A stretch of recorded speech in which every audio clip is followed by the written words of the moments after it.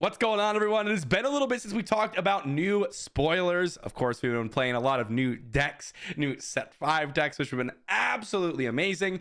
But we've entered that sort of standard spoiler season where we get a leader on Tuesday, Thursday, and a bunch of cards in between. So videos on Thursdays are usually the way to go because we got 2 new leaders to talk about and a bunch of new cards, including the brand new leader today, which looks pretty sweet. So big thank you to my patrons over on Patreon, guys. And let's dive into our first one, which is the new leader, Avar Chris. This leader looks really, really cool. Really cool. So first off, we've got a command heroism leader with an action, and this is the coolest part about her, in my opinion. The force is with you. Literally just an action to create the force whenever you just get to create the force, which is incredible. Of course, you can still use your bases and whatnot, but this potentially gives you the opportunity to play one of the other bases, and you can get the force guaranteed every single turn. It is insane, absolutely incredible. But we also have a epic action. This is where it gets a little bit interesting. If the number of resources you control plus the number of times you use the force this phase is 9 or more, you get to deploy this leader. What's her flip side? 410 unit that, while the force is with you, gets +4/+0 and gains overwhelm. Now, remember, you can guarantee that because you can use the force or get the force with the action and then flip her and then get an 810. But there's no guarantee in essence because, remember, we need to use the force to get her cheaper to deploy. So while there is a guarantee that on 9 resources, you're going to be able to flip her and be an 810, if you want her before then you may not get the 810 body. You'll need some other way to go ahead and kind of trigger the force, or at least gaining the force. Now, okay, so how can we do this? Because yes, we have an action to immediately gain the force whenever we choose, but do we have enough things to actually leverage this? Well, fortunately, we're in command heroism, as command heroism is the only aspect of heroism that actually has units, specifically in heroism, that use the force. The first one is Jedi Consular. This one's actually a pretty powerful one. That's the 2-drop that allows you to use the force to make a unit 2 resources cheaper. This is a great way to not only reduce the resources so that when you get to the later stages of the game, you can actually utilize more resources to use the force more times, but also it's a really good use of the force. The second one, also a really good use of the force, is Eth Koth. That's the 4 resource 5/4 that when he is defeated, you get to go ahead and use the force to basically put him into play as a resource. So 2 very, very good ways, but those aren't super consistent. I guess Jedi Consular is a little bit more consistent, but at least Eth Koth is a little bit less consistent. It's pretty much a one-time deal. Both of these are pretty much one-time deals in that single phase. Because remember, this resource reduction, or the amount of resources that you need to have, is reduced based on how many times you use the force in that phase. So not that many reductions in that way. The other way is Luke Skywalker. Now, this is one way we can actually use the force multiple times. That's whenever you play a unique unit, you get to use the force, and then you get to go out and get an experience token and shield token. So if you, let's say, have Luke on the battlefield, you've already played him before the 9 resource turn, and let's say you have Jedi Consular on the battlefield before, you can use the force with Jedi Consular to reduce the cost on a unit, allowing you to play him for cheaper. And that's one use of the force. We can then use Avar to get the force back, play a unique unit, and use the force again. That's going to be 2 less resources that you need to deploy her on the battlefield. This is probably best case scenario. Of course, you could even go further where you have ways to generate the force. Like you have Luke on the battlefield, you have the base that allows you to generate the force on attack with a force unit. You have like not only Luke, but another force unit. You use Jedi Consular, play a unique unit, play a unit that's one use of the force. You get the force with Avar, you play a unique unit, use the force with Luke, that's 2. But then you attack with Luke, get the force, play another unique, that's 3. Attack with another unit, that's the force unit. Play a unique unit, that's 4. So then you only need 5 resources to deploy her. That's like a pipe dream, okay? Realistically, this is looking like an 8 or 7 resource to deploy leader. 8 resources to deploy, Very, very realistic. You use the force or you gain the force and then use it. That's it. 8 resources now. 7 resources, a little bit less likely, but still, I think, pretty reasonable to expect in a deck that's built around the force. Here's the biggest problem with this. We need more things that use the force. Right now, it is literally Jedi Consular, Eth Koth, and Luke Skywalker. Those are the only heroism / command things that trigger this. Yes, we have the couple of vigilance events. We have like Chirrut, which can use the force when he's attacked, but or the Will of the Force. Those all can use the force to go ahead and get some sort of benefit, but all of those are in a secondary aspect. We need bigger payoffs. I think this is the biggest thing with these force abilities. This looks absolutely sweet, by the way. I am very, very excited by Avar, and being an 8/10 is nothing to laugh at, okay? If you have a mid-range deck that's able to get to this point, dropping her and having an 8/10 on the battlefield is incredible, okay? That is going to end games extremely quickly. Definitely one of the best stat units. And if you're able to drop her on 7 resources, guess what? You're looking at this compared to something like a Darth Vader. Darth Vader's a 5/8. Yes, Darth Vader can knock out units, but so can this, because it's going to get overwhelmed, and that's going to smack their units and hit their base. So very, very quick way to end the game. All of that looks good.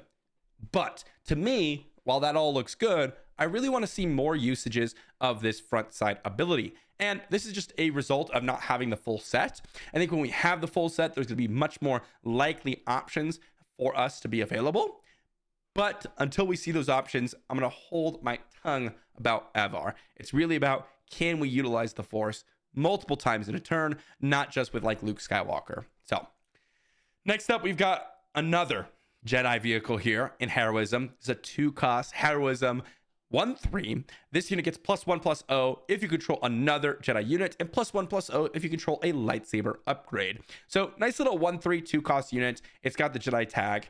It is pretty reasonable to expect this to be a 2/3, right? 2-cost 2/3, very, very likely. Controlling a lightsaber upgrade, not unlikely necessarily if you build your deck around it, but is it like super likely that's going to happen every game? No. And so 2/3 is pretty much baseline for the most part. 3/3, is that like enough enticement to want to play this card in your Jedi lightsaber deck? Maybe if you have enough Jedi synergies that this is something that you want to play. For example, a thing like Kit Fisto, which we didn't even go over because he was so not that exciting.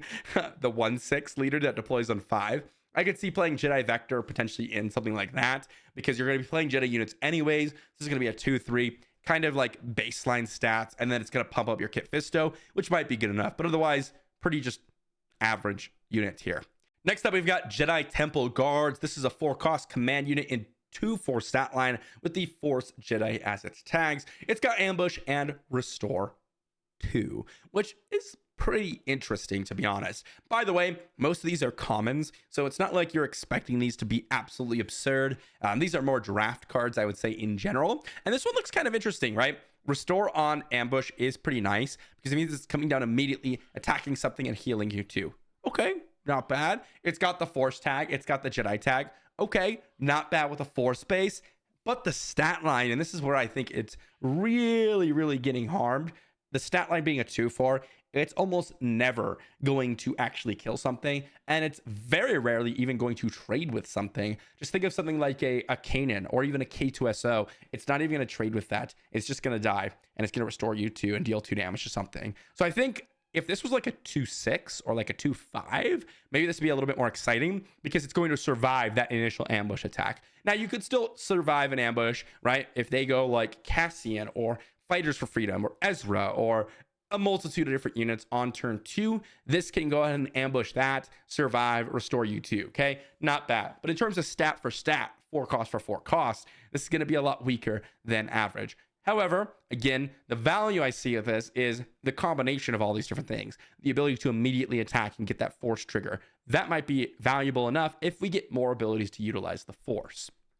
Next up, we've got Aura Singh. This is a 2-cost ground unit in Cunning Villainy, 1/4 Underworld Bounty Hunter, Hidden and Raid 2. This one's actually pretty interesting. We've seen cards like this, such as like Partisan Insurgent. That one's just 2-cost ground unit, 1/4 with raid 2 if you have another aggression unit. I've played with that card. It's been pretty decent. This one being a 2-cost 1/4 that's automatically a 3-powered attacker, no matter what, is actually quite good. If you have the initiative, for example, you play Aura Singh, it can't be attacked at all. Next turn, if they have a 3/3, you just attack it and kill it, and they cannot do anything about it. And if they attack your unit preemptively, if they have initiative, guess what? It'll probably live, and you could still go out and attack their unit and just trade with it. This one looks pretty good. I'm actually pretty excited about this one just because it seems nicely statted to the point where it's going to be aggressive, and it's going to be something that your opponent has to worry about. So potentially just your opponent getting a massive value trade early on into the game. It also fits with the tags that you want. Underworld and Bounty Hunter are extremely relevant in Cunning Villainy, especially with like Toro or just Cad Bane, for example. Lots of good things to say about Aura Singh. Next up, we got Drenge Spawn, 4-cost ground unit in Command Villainy. It's a 3/3 creature with Overwhelm. This one's honestly really, really cool. When this unit attacks and defeats a unit, give a number of experience tokens to this unit equal to the unit defeated unit's cost. So obviously, 4-cost 3/3, horrible. With Overwhelm, still horrible. But, okay, this ability is absolutely sweet. If you're able to pump this up in any sort of way, such as give this a lightsaber or give it some sort of upgrade, that's where this gets really absurd, right? Because let's say you put a fallen lightsaber on this, right? It's not going to be absurd stat line, 4-cost, 6/6, okay, but then it's going to get overwhelmed, right? And let's say you attack into a unit and it's a 4-cost unit, it's like a Canaan. Boom, suddenly your 6/6 becomes a 10/6. That's crazy. That is crazy. And it killed their unit. And you can keep doing that, right? It scales out of control really, really quickly. Because of Overwhelm, it's not only going to kill their units on repeat, it's also going to scale and kill your opponent because of Overwhelm. This looks like a really, really cool card, and I'm excited to play around with it. It's just a matter of what deck can we fit it in. Of course, I thought of Revan immediately because that unit's all about attacking and killing units, but you do need to pump this up initially in order for you to get that scaling in progress, right? Because usually a 3/3, it sometimes can't even attack, kill a 2-cost unit, and live. So you really gotta work on the stats here. But if you're able to, I can see some real cool stuff with Drenge Spawn. Next up, we got Nameless Terror. We got a 3-cost ground unit in Vigilance Villainy. 3/3 creature. When played, you may exhaust a force unit. And on attack, each enemy unit loses the force trait for this phase. So, big thing, it's a tempo play. You play this, you exhaust their force unit. That might be good enough in of itself in a meta with a bunch of force units. This to me seems like a unit that either is main deckable because of the meta or is sideboardable because of the meta. That's the type of card I'm looking at with Nameless Terror. If there's a ton of force units and people are relying, let's say with Obi-Wan, they go like turn 1, play some sort of force unit, and then turn 2, they're expecting to be able to attack, get the force, use the force to pump up their units. Nameless Terror actually could just be insane in that position. You play the Nameless Terror, you exhaust their force unit, they can't generate the force, they can't pump up their unit, and suddenly, boom, Nameless Terror's gotten a lot of value for you. If they're not playing force units, obviously, pretty bad, because it doesn't have any text, it's just a 3-resource 3/3, but if they have force units, I could see this being a pretty powerful effect. We've seen how powerful exhausting units is, and this is no different. Next up, we got Marchion Row, 6-cost ground unit in Cunning Villainy, 6/7. Each friendly unit's raid is doubled. Underworld Nihill card. This one's actually really, really cool. So 6-cost, 6/7, reasonable stat line. We've seen that with like Kylo Ren. It's a pretty good stat line. You do need to have a bunch of raid going on if this card is going to be good. Obviously, we just talked about Aura Singh earlier, and Aura Singh looks like an amazing addition to this. And I can't remember if this card is in the spoilers we're about to talk about. There's also another card that has raid 3 that's earlier on into the game, that if you're able to go out and use this with it, it's going to be raid 6. That's incredible. We also saw Thralls of the Coven from an earlier spoiler video. Boom, that's suddenly a raid 6. We saw Strike Ship, which I've been pretty unimpressed with, and I probably will remain unimpressed just because Blue Leader is such a common play. But that could be a 6 raid, crasher. That's pretty cool. There's a lot of things you can do with Marchion Row. Honestly, I'm thinking of something like sneak attacking this in, getting this down as early as possible, and trying to end the game, right? If you sneak attack this in, you get a 6-powered attacker immediately, and any other unit, you could potentially pump in a ton of additional damage. That's the type of situation that I'm looking for. So far, we don't have a ton of leaders that are really working with this. Now, the only leader that really functions with this is IG88. I mean, technically, Cad Bane and Hondo both work with us. They're both the pirates. They both have raid on their leader abilities. But IG88 is the one that really goes crazy if you have a bunch of units, right? Because suddenly giving raid 1 to every unit becomes raid 2 to every unit. That's awesome. Obviously, with Cad Bane, like I mentioned, you could drop in Martian Row. Let's say you sneak attack this guy in. Cad Bane suddenly becomes, instead of raid 2, raid 4. All your units be double up the raid. That can be pretty cool. But I think this is something that we'll have to wait. Oh, and I clearly gave a little bit of spoilers out. This is the card I was talking about, the Nihill Marauder. This is the 3-cost ground unit in Cunning Villainy. 1/5, same traits. We got raid 3.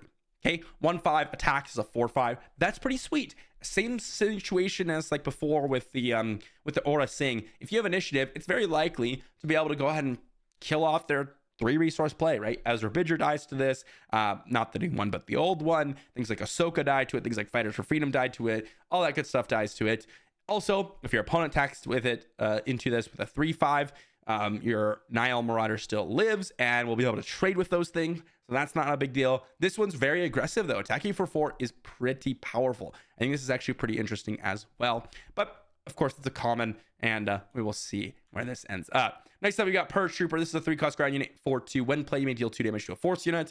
This one looks pretty good as long as there's a bunch of force units, right? This one pairs extremely well with all sorts of Tarkin Town usage or any other direct damage usage. All that type of stuff is extremely, extremely valuable with this.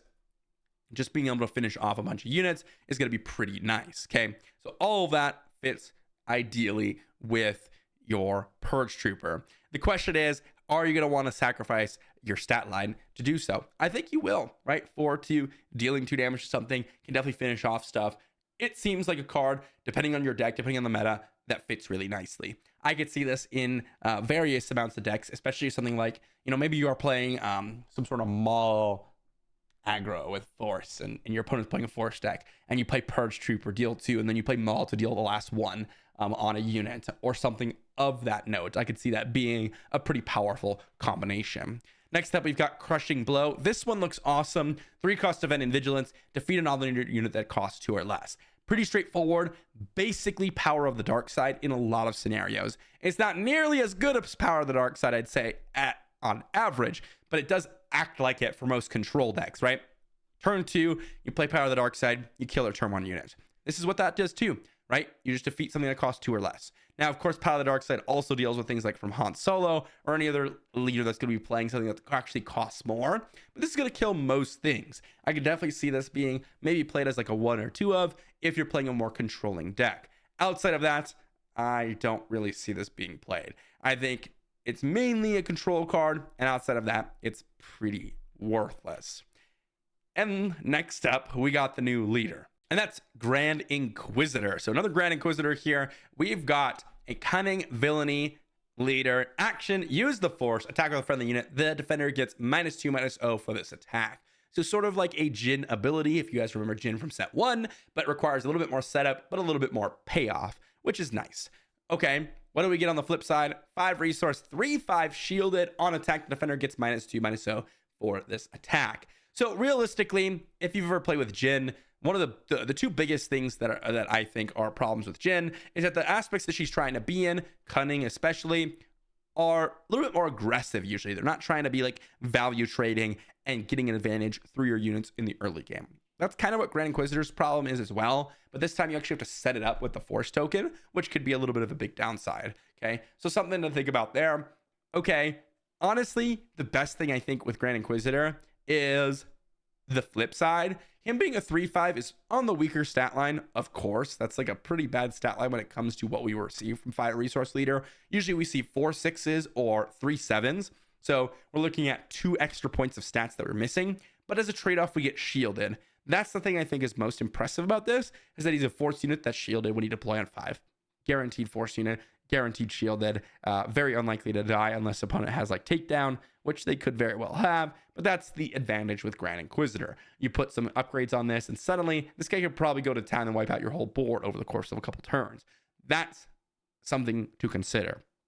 And honestly, the leader deploy can potentially be good enough in some decks, like Mother Talzin. I don't think her frontside action is that great, but her flip side being, a 3/7 that can shrink down units and start going to town there is a lot more exciting. So I think that's maybe the advantage of Grand Inquisitor, but I don't really see all that much impressive synergy with other Inquisitors, first off, and also just in general as a leader in of himself.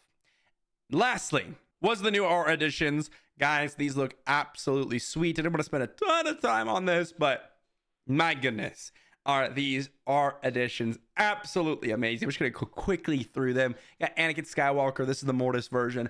Ezra with the Pur kills. Obviously, gotta do that one. We've got Obi-Wan Kenobi, episode 1 variant. Really, really sweet here. Qui-Gon Jinn, love, absolutely love. Sort of like the frame breaks on this. That's kind of what I get the feeling of. We've got Darth Sidious and Darth Tyrannus. Obviously, the combination of the two arts creating this image right here.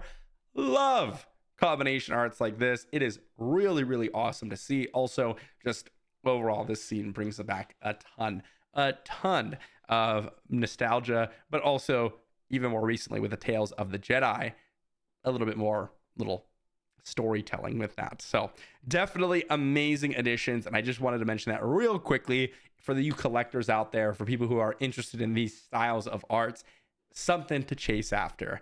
Very, very cool stuff. But that's going to wrap us up for spoilers and new art additions, guys. Absolutely love some of the new leaders that we're getting. It looks pretty exciting, honestly. Like, Avar looks really, really cool to build around. I'm just waiting for new force units. I'm excited to see if we're going to get some new force payoffs. We have a bunch of very random commons that seem to fit really nicely with certain decks. Like Kit Fisto is what I come up with this. Jedi Temple Guards with the force synergies. Aura Singh fits perfectly with the Martian Row that we saw earlier. Drenge Spawn, Revan, Nameless Terror looks like a pretty solid unit in general for force decks. We've got, as I said, Martian Row with Nihill Marauder and Aura Singh. Looks like a really nice, strong underworld composition. Pur Trooper, Crushing Blow. Pur Trooper for a little bit more tempo-based strategy. Crushing Blow for a little bit more control. Grand Inquisitor, are we going to go to town with a 3/5 shielded? Maybe. And then, of course, the art previews that we talked about. Let me know what you think in the comment section down below. Thanks for watching, and I'll see you all for the next one.